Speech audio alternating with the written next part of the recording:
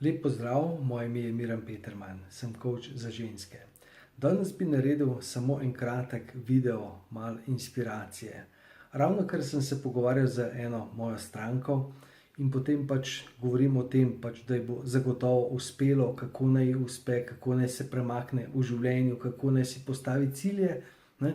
In potem ona pravi in navede mi tudi nekaj primerov ljudi, ki so uspeli. Ne? In potem ona pravi, ampak v bistvu vse bi bilo lahko, če jaz ne bi imela otrok, ta ni imel otrok in tako naprej. Ne. Torej, poglejte, če pogledate svoje življenje, kakšen je vaš izgovor? Ne? Kaj bi lahko v življenju naredili, če ne bi imeli tega? Če ne bi imeli otrok, če ne bi imeli malih otrok, če ne bi imeli na skrbi svojih staršev, ki so že onemogli, če ne bi bilo tega, če ne bi bilo tega.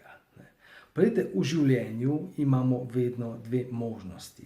Situacija, v kateri se nahajamo, stvari, s katerimi smo v tem trenutku, obremenjeni ali se ukvarjamo ali se moramo ukvarjati, so nam lahko v breme ali pa v inspiracijo.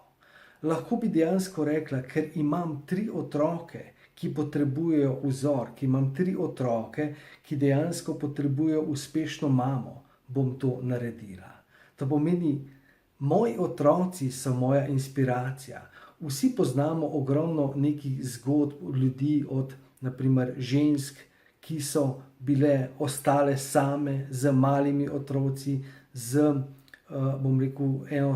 eno plačo v neki državni službi, ki ta plača ni zadoščala za preživetje, časovno niso mogle biti, dovolj časa za svojimi otroci in to jih je dejansko pognalo v akcijo in so potem postale samostojne podjetnice, so naredile uspešno kariero. Ne.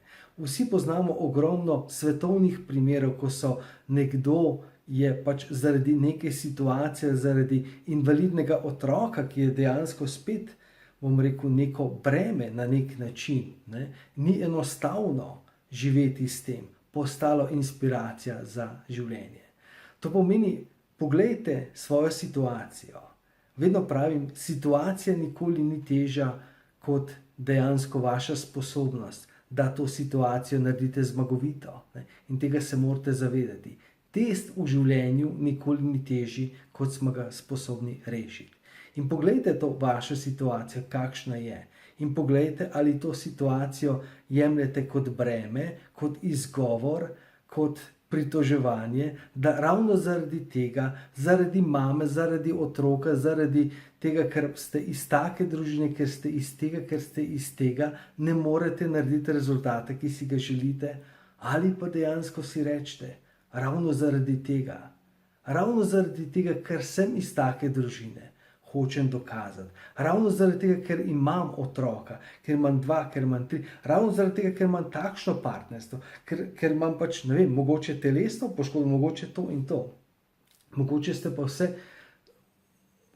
mogoče ste pa zdravi, mogoče nima veze. Ne? Dejansko vaš izgovor spremenite v vašo inspiracijo. In tisto, kar vas danes ovira, tisto, kar vas preprečuje, da ne naredite tega rezultata, ki si ga želite, in ta vaš izgovor, rečete, ravno zaradi tega, da dokažem sebi in celemu svetu. Tako da dejansko to je bilo eno moje kratko sporočilo za danes. Želim vam en čudovit dan, čudovito življenje. Bodite čudoviti, postavite sebe na prvo mesto in vas do naslednjič pozdravljam.